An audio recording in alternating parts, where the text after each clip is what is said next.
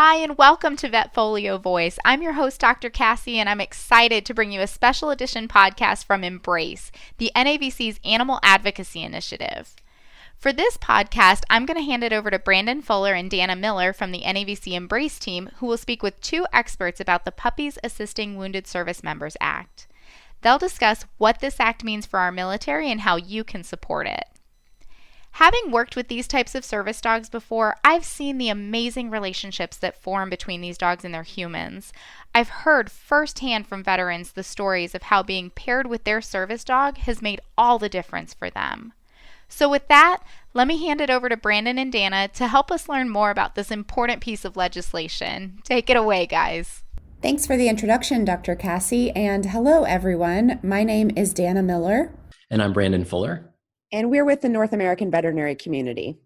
And we're so excited to bring you a special edition podcast on behalf of NAVC's Embrace, an advocacy platform giving a voice to animals and those who love and care for them. In this episode, we'll be highlighting the Puppies Assisting Wounded Service Members Act, also known as the PAWS Act. The PAWS Act was introduced in Congress in 2019 by Congressman John Rutherford. We'll talk to Congressman Rutherford about why passing this act is a vital step in maintaining the mental well-being of our veterans. And we'll also have a chat with Rory Diamond, CEO of Canines for Warriors, an organization that would be able to help even more veterans with severe PTSD if the PAWS Act were passed. We hope you enjoyed this special segment from Embrace. Let's get into the discussion. Hi, Rory. Thank you so much for joining us. Hey, I'm excited to be here. Thank you. So to start, could you give our listeners a little history on Canines for Warriors and how your organization supports military veterans? Yeah, absolutely. So we're about 10 years old, and over the last 10 years, we've grown to be the nation's largest provider of service dogs for disabled American veterans. And what we do is we go around the country looking for special rescue dogs that we think would make great service dogs. We take them to our campuses. We have got 2 in Florida and 1 in Texas. And we train them to be incredible service dogs. Then we bring warriors from all around the country who come and live with us for 3 weeks at one of our campuses. And we train them how to use their service dog that was trained just for them. And then we provide lifetime wraparound services for each of our warriors. And we've got about 620 graduates across the country. And our main focus is to ensure that our warriors stay alive. We want to make sure that we are fighting veteran suicide, number one. And 2, just giving a life of independence and dignity back to our warriors. Thank you for that background. This is such a great organization. Would you mind sharing some of your experiences watching military veterans with PTSD being matched with the right service dog? That has to be an emotional moment. Yeah. So what we call it is Dog Day. And because our warriors come and spend 3 weeks with us, they come on the first Sunday of the month. And that's probably the toughest day. That's the day that I welcome them. I think in the evening we have a discussion, and it's clear that they're very nervous, they're anxious, and we know based on experience that that night is the hardest one they have with us. But then on the first Monday of the month, Dog Day, it's absolutely incredible. And you just have to imagine what's happening here. We've got a warrior who's been waiting on our wait list for maybe up to 2 years, probably tried everything that the VA has to offer, prescription drugs, talk therapy, anything else. And in many ways, just kind of muscling through post-traumatic stress, traumatic brain injuries. And then you've got the dog who was born into a tough world. We rescued it somewhere, got it back up to health, and it's been in our kennels being trained up. And then we get to the moment where we're about to introduce them both. And the warriors are nervous, the dogs get really amped up, and they get a full body waggle because they can feel the kinetic energy in the air. And then we connect these 2 souls. And the warrior says, heel. The dog comes to his or her side. They turn around and they take their first steps together as a team. And it's incredible because you get to see hope reborn right in front of you. And then for 3 weeks, you see those 2 just become closer and closer and closer. And the warriors start to laugh. They share stories with their own dog. And by the time the 3 weeks are up, we're not done. We're just getting going. But you can at least see hope. And it's really powerful. Wow, that's really incredible. Just hearing your take on that. Would you say that once they're connected, after they spend those first few weeks together, they start to form kind of a best friend relationship? Yeah, there's no question. In fact, I can say it definitively. We've done many studies related to our program, And one study we did was had Purdue University look at our dogs and how they're responding to their warriors. And there's some standard tests for how much a dog is kind of attached to their owner. And it turns out our dogs are more attached to their owners than a typical pet by a pretty significant degree. And that's really amazing. And if you think about it this way, the warriors are literally tied up with their dog for 30 days straight, except for, showering the bathroom. They are connected. And there's something about that really brings the bond together. And of course, the warriors would tell you that the dog is not just a dog. It's their battle buddy. They're a team. Wow. Thanks for sharing. Now, let's talk about the PAWS Act. How has Canines Warriors been involved in the creation of the PAWS Act and trying to get it passed in Congress? So we wrote the original version of the PAWS Act back when now Governor DeSantis was a congressman, and we took a shot at it. Then we wrote the second version of the PAWS Act, which was introduced and got about 230 co-sponsors. And now we are on the third version of the PAWS Act of 2019, introduced by Congressman Rutherford, who's our congressman here in Florida. And what the Puppies Assisting Wounded Service Persons Act would do is require the VA to pay for a service dog for a veteran with severe post-traumatic stress who's tried other therapies and they didn't work. Right now, we're just asking for $10 million over 3 years. So it's not a huge bill, but we're trying to change the VA's policy. For whatever reason, they don't believe that a service dog could be appropriate therapy for a veteran with PTSD or traumatic brain injury. What we see every day and what our research shows is that it's a profound effect. And so that's what the PAWS Act would do, right this wrong. That's great. Would you be able to go a little bit more in detail and let us know, if passed, what impact would the PAWS Act have on your work? Certainly. What the PAWS Act would do is give a veteran who's got post-traumatic stress, and it needs to be, relatively severe PTSD, who's tried other therapies that didn't work, a $25,000 voucher. So they could go then to a pre-approved list of service dog agencies and go and get a service dog. The reason we wrote it this way is we wanted to give as much power to the veteran to go where he or she felt comfortable. And the reason why we did $25,000 is that's about what Canines for Warriors invests in a service dog pair after they leave the program.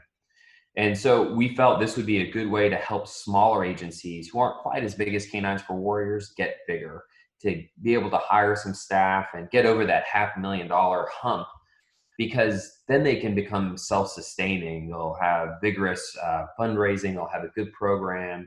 They'll have a strong wraparound services and be able to provide a lot of services. Even though Canines for Warriors is the nation's largest doing what we do, we can only pair about 150 service dogs with warriors every single year.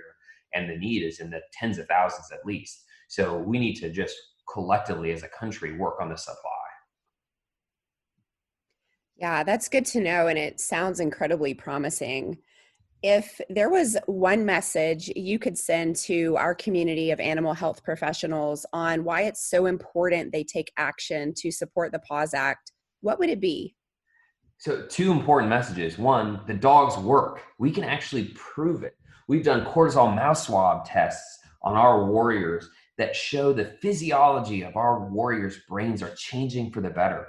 And 2/3 of them reduce their PTSD-related medications, and 1/3 of them roll off all of their PTSD medications within 6 months. I mean, this is transformational. Our warriors' kids have higher grades. They have stronger relationships. 72% are going back to school or back to work or doing more school or more work. And it's a profound impact on them, their families, and our entire communities. And the second is that it shows the power of a rescue dog. It is so important that the message get out there that every dog has value. Every dog has a ability to do some service. And our special service dogs are out there really changing the world for our warriors. And we want people to value rescue dogs as much as every other dog out there. Absolutely. That is extremely encouraging and inspiring, and something our community will be really excited to get behind and support. Before we wrap up, is there anything else you'd like to share? Maybe a specific story of a warrior and their service dog, or anything that comes to mind? Yeah, absolutely. I've got so many. But one that always strikes me as the most interesting is we had a warrior who was sexually assaulted when she served in Afghanistan. And when she came back to the United States, she had incredibly crippling PTSD, so much so that she wouldn't leave her own bedroom. She had a gun under her pillow. She had a refrigerator in her bedroom and a lock on the door and wouldn't come out. And even had trouble speaking to her own children who refused to go into her bedroom. And then through some miracle of circumstances, she found the will to get to Canines for Warriors. And she was incredibly suspicious of all of us and our staff. It was a challenging first 2 weeks, but by the time we got to week 3, something clicked and it started to work really, really well. And I can't explain the confidence that she grabbed, but she asked if she could speak at our graduation. And of course we said, of course, we'd love to have you speak. And then she went home. The gun was gone from under her pillow. The lock was off of her bedroom. The refrigerator was gone. She went back to school, and I'm not kidding you, she became a PTA president. And just recently, she was the first person in history to take a service dog inside the lines at a PGA Tour event. And so it's an amazing 180-degree turn from someone who was really suffering. And this is just one dog that opened every door, basically, for her whole life. Wow, that is really incredible. Thank you for sharing that with us. And thank you, Rory, for taking the time to speak with us about this very important initiative. And from the bottom of our hearts, thank you for all you and your team are doing to improve the lives of our service members who are struggling with PTSD. Well, I appreciate you taking an interest, and thanks for your members for listening.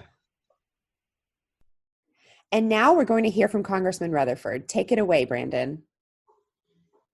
Thank you, Dana, and thank you for joining us, Congressman Rutherford, to discuss H.R. 3103, the PAWS Act of 2019, a bill you introduced in Congress last year.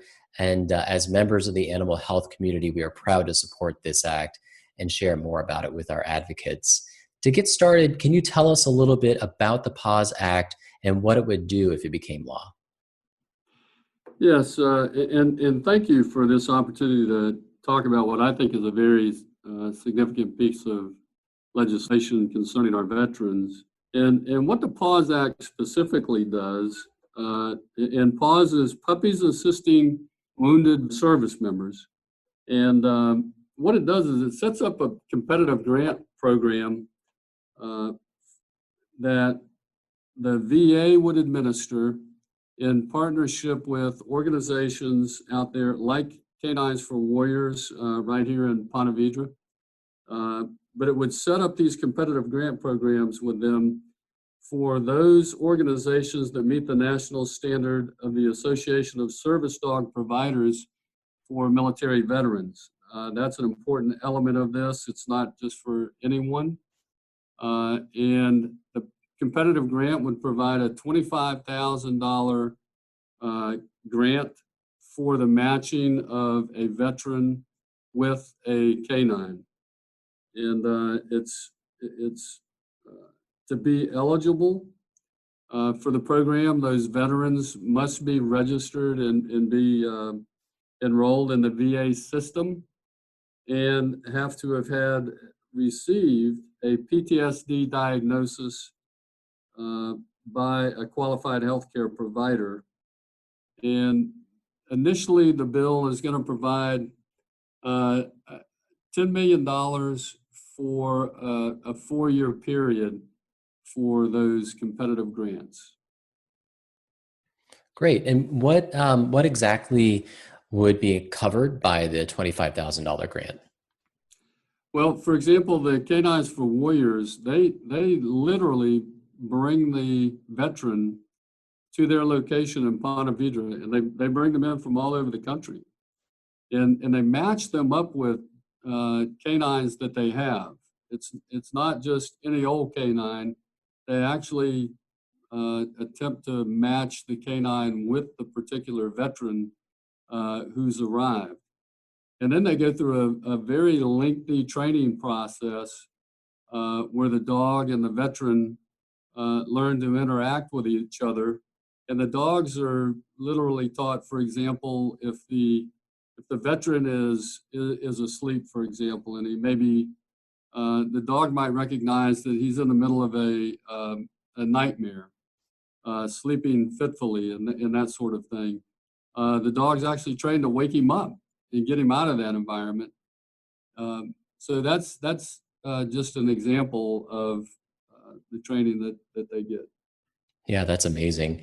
And how It did is you come to amazing. introducing the PAWS Act, and why is this cause particularly important to you? Well, actually, I actually picked it up because it was introduced by my predecessor. Well, it wasn't my predecessor, but he was in the county just south of us. Um, Actually, he's now the governor of Florida, Ron DeSantis. Introduced this bill initially, working with the Canines for Warriors. And as you know, District 4 that I represent here in Northeast Florida has a very large military population. Governor DeSantis had introduced this bill the year before I arrived in Congress. It didn't get passed. And so Rory Diamond, who is the CEO of Canines for Warriors, introduced this bill to me, asked me if I would champion it. And he didn't know, but in my past, I had a 41-year career in law enforcement. In the last 12, I was actually the sheriff in Jacksonville, it's a consolidated agency. So I had police, but I also had the jails. And in fact, one of the programs that my Department of Corrections had convinced me to begin before I was term limited out as sheriff in Duval County was actually having prisoners do obedience training for dogs.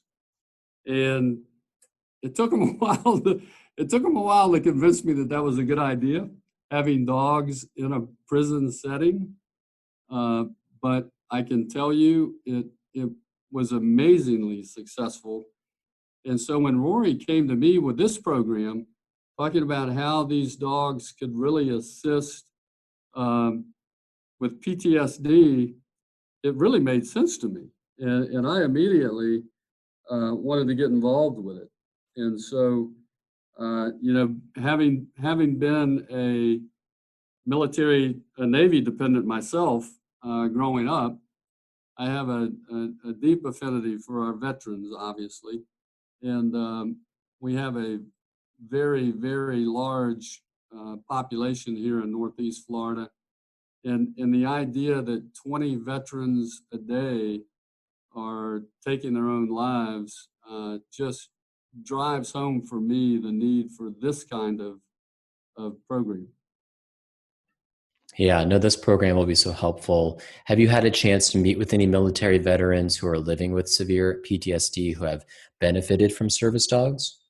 Yes, I have. In fact, at Canines for Warriors, I went down when they had a new group coming through, and they were just meeting their dogs, and it was really eye-opening to see. And then there was another group that was leaving with their dogs, and one of the gentlemen told me that but for this dog, I would be dead today. And that was very impactful. So I and there's anecdotal stories like that, how important these dogs are to improving their lives. In fact, some of them even reduce their medication usage. Some of them are I had one talk about, I couldn't go out of the house and now I can go out because I have this partner with me, his dog, his canine, and it's opened up a whole new world for him. So the benefits to this program is not just the suicide prevention, but it's also an increase in quality of life. And it really allows these veterans who are suffering with PTSD to get some level of normalcy back into their daily affairs. So right now, the bill's been introduced, and NAVC is asking our advocates to urge their members of Congress to co-sponsor it. Could you just give us a status update on the bill, where it stands currently, and what citizens can do to help it pass? Yeah, thank you for that. Yes, we currently have 30 House sponsors.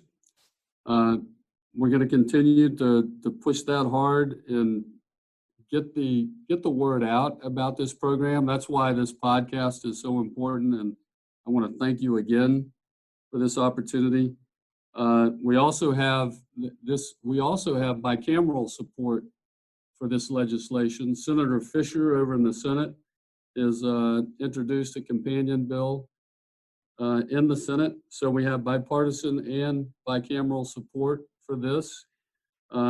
I have to tell you, one of the most frustrating things for me has been this is our, I guess, second year of running this bill, and the VA continues to talk about a study that they're doing before they will actually support this bill, and that's frustrating for me. I don't need a study. I've heard these veterans talk about the impact that these canines have in their lives. The anecdotal stories are all over the country, not just here in Northeast Florida. And quite frankly, I'm tired of waiting for their study. It was supposed to be out over a year ago. So we need to move forward with this. And the way your listeners can help us is call your congressman, call your state senators. Tell them about this very important bill that literally has the potential of saving lives, of reducing medication cost, and bringing a quality of life to our veterans suffering from PTSD that they never imagined they could have. Well, thank you. That's great. And thank you again for taking the time to talk about the PAWS Act with us, Congressman Rutherford. Is there anything else that you'd like our listeners to know before we let you go today? Well, I would just say, so that they know which bill they're talking about, it's H.R. 3103, the PAWS Act. Call your congressman, call your senators, and let them know. We hope that we can get it on track for a release this summer on the floor, and we certainly need the help of every one out there to call their congressman and let them know. Excellent. Well, we'll keep supporting it, and we really appreciate you taking the time out to talk with us today. My pleasure. Thank you again. All right. Bye-bye. Well, that wraps up this special edition podcast from Embrace, highlighting the PAWS Act. We'd like to extend a huge thank you to our special guests, Rory Diamond and Congressman Rutherford, for joining us. As a community, we need your voice to be heard so that together we can make a difference. Please visit navc.com/embrace. That's navc.com/EMBRACE to become an advocate and support the PAWS Act today.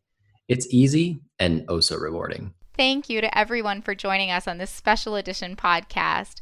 As always, remember to visit us on Vetfolio for all of your continuing education needs. Bye until next time, and stay healthy, everyone.